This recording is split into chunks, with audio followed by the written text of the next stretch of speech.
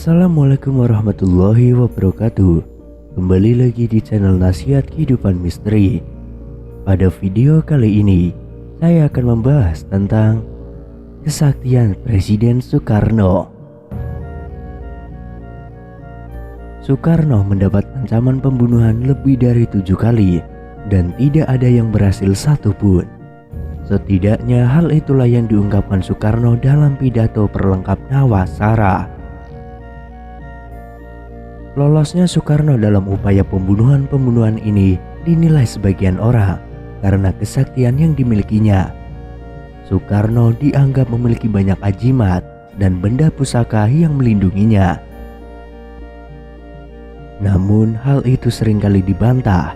Bahkan dalam pidato perlengkap Nawak Sara, Soekarno kembali menegaskan bahwa lolosnya dia dari upaya pembunuhan itu hanya karena perlindungan Allah semata. Syukur alhamdulillah, saya dalam semua peristiwa itu dilindungi oleh Tuhan. Kalau tidak, tentu saya sudah mati terbunuh. Dan mungkin akan saudara namakan tragedi nasional, kata Soekarno dalam pidatonya. Kendati keterangan itu sudah sering diungkapkan oleh Soekarno, masyarakat tetap saja menganggapnya sebagai orang sakti. Apalagi sudah bukan rahasia umum jika Soekarno dikenal sebagai pencipta benda pusaka. Beberapa ajimat yang diyakini sebagian orang dimiliki oleh Soekarno adalah ajian lembu sekilan. Ajimat ini konon dimiliki oleh Pati Gajah Mada. Kehebatan ajimat ini sanggup melindungi pemegangnya dari bahaya. Ajimat dan benda pusaka lain yang diyakini dimiliki Soekarno adalah wesi kuning. Beberapa orang dekat Soekarno meyakini kemanapun dia pergi selalu mengantongi benda pusaka sebesar lidi ini di bajunya. Khasiat benda ini sama dengan ajian lembu sekilan.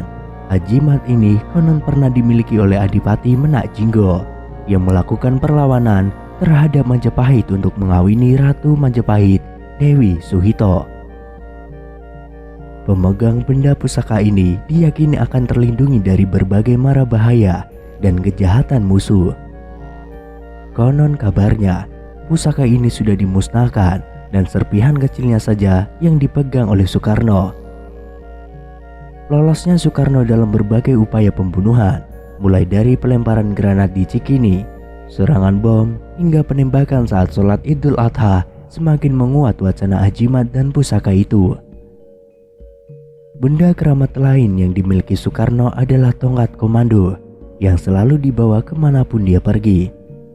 Tongkat itu diyakini memiliki kekuatan gaib karena berisi keris pusaka yang sangat sakti. Tongkat komando Soekarno dibuat dari kayu pucang kalak.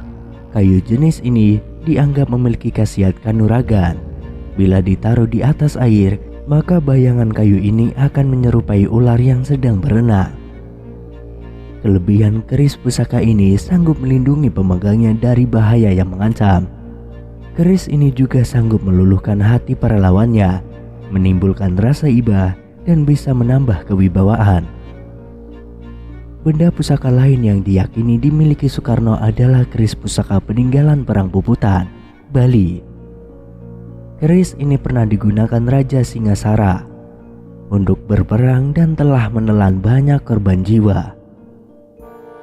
Keris ini merupakan warisan dari ibunda Soekarno, Idayu Nyoman Rai, yang masih keturunan Raja Singasara. Ujung keris ini telah berkarat karena terkena darah orang-orang Belanda yang tewas terbunuh. Suatu ketika, Soekarno pernah mengatakan dirinya selalu membawa keris itu kemanapun dia pergi, agar selalu teringat dengan semangat Perang Puputan yang sangat melegenda dan anti kolonialisme itu. Sebagai keturunan Raja Singasara dan Nyai Ageng Serang, Soekarno diyakini mewarisi keberanian dan kesaktian kedua pejuang itu. Sebagian orang Bali bahkan menganggapnya sebagai penjelmaan dewa. Setiap kali Soekarno mendatangi Bali, wilayah itu kerap dituruni hujan. Hal ini sangat disyukuri masyarakat Bali yang wilayahnya kerap dilanda kekeringan. Dan kebetulan ini dianggap sebagai kesaktian Soekarno. Hal itu kadang dihubung-hubungkan dengan kesaktian yang dimiliki oleh para leluhur Soekarno, dari Raja Singasara dan Nyai Ageng Serang, yang telah terkenal sejak zaman kerajaan yang melawan Belanda. Saat Soekarno kecil, konon dia sudah bisa melihat hal-hal gaib. Bahkan diceritakan para orang tua di Trenggalek, Soekarno bisa menyembuhkan orang sakit. Kesaktian Soekarno kecil ini telah menjadi legenda. Dalam buku autobiografinya, Bung Karno, Penyambung Lidah Rakyat, karangan Candy Adams, dirinya pernah menyinggung soal ini. Pernah ada seorang yang anaknya sakit diminta disembuhkan oleh Soekarno. Banyak orang percaya aku adalah seseorang yang memiliki kekuatan supranatural yang mampu melakukan penyembuhan, kata Soekarno yang terdapat di halaman 4. Dia menceritakan, ada seorang petani kelapa yang anaknya sakit keras bermimpi hanya air pemberian Soekarno yang bisa menyembuhkan penyakit anaknya. Petani itu lalu menemui Soekarno dan meminta air. Aku tidak bisa berdebat dengan dia karena orang Jawa percaya kepada mistik, dan dia yakin bahwa anaknya akan meninggal kalau tidak memperoleh obat dariku, sambung Soekarno. Saat itu Soekarno yakin bahwa semua air mengandung zat-zat yang dapat menyembuhkan. Maka diambillah air ledeng dari dalam dapur dan diberikannya kepada petani kelapa itu untuk dibawa pulang. Seminggu kemudian, petani itu kembali dan melaporkan bahwa anaknya yang sakit keras itu telah sembuh. Cerita ini lalu tersebar dari mulut ke mulut hingga makin banyak yang percaya kalau Soekarno memiliki kesaktian.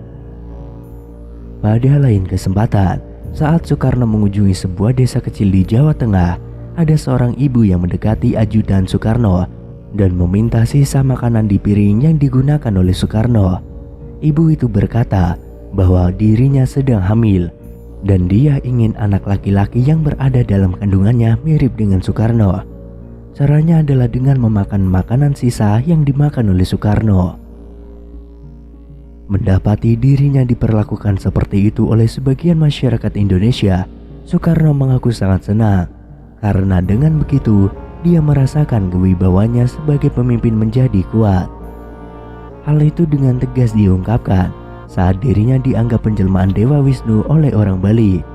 Menurut Soekarno, pemujaan yang begitu besar terhadap dirinya membuktikan bahwa rakyat sangat mencintainya. Kecintaan rakyat Indonesia terhadap Soekarno tampak sangat nyata ketika proklamator itu meninggal dunia.